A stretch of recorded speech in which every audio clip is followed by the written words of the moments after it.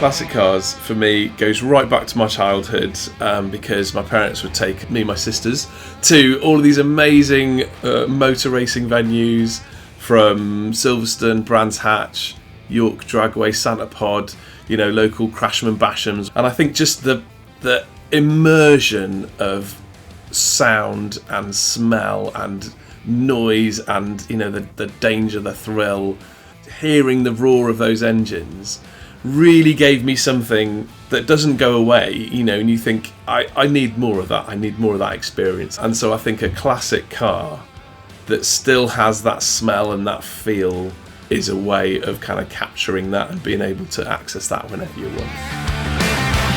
When I started looking around, I came across the Triumph Stag. I think first of all because it was a British V8, and the whole V8 scene, that's what I was brought up in, the drag racing and everything.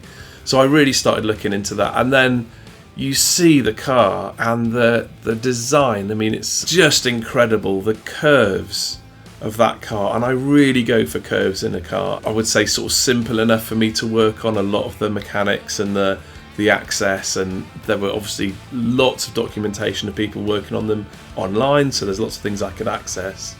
There's something about this car, it's really me, and so I went on the hunt. Whilst I was looking around for my very first classic car, I discovered that Stags that didn't have the Triumph engine in the V8 were considerably cheaper, and I thought, great, this is my way in.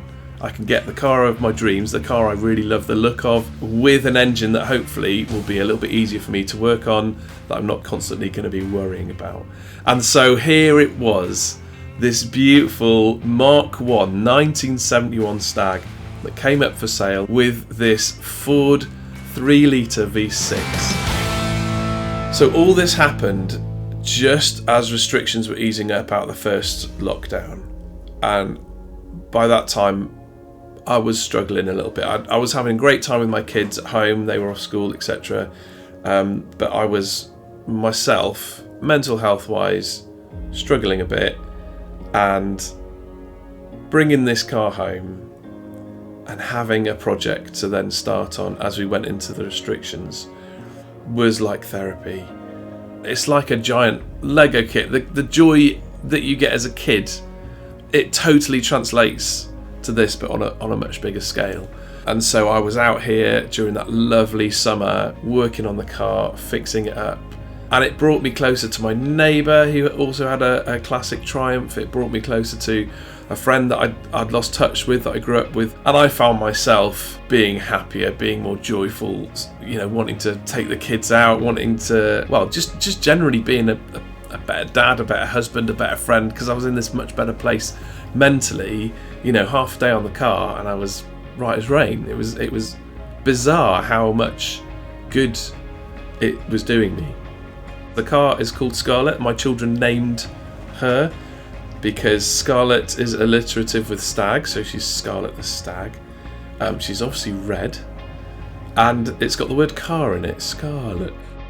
Recently I took her up to Wales, and I've always wanted to drive on those Welsh roads, big, long, sweeping, undulating hills. And so I drove up for the weekend to Wales, and it was magical, driving along in the sunshine with these mountains towering above me. And because you've got no roof, you can look around and you can just see all of the scenery, the trees, and you can hear the birds singing in the trees as you're driving along. And so I found myself driving through my home country with this huge grin on my face, giving the accelerator an extra squirt every time you're on the straight, just to hear that noise, and looking at the scenery and being immersed in all of that experience at the same time. And the sun started to set, and there was no one else on the road, and it was absolutely magical, purely magical. I found myself talking to my dad at that moment, and just saying to him, "You'd have loved this. You'd have absolutely loved this." And he would have done. He would have been in his absolute element, And so those moments are really magical.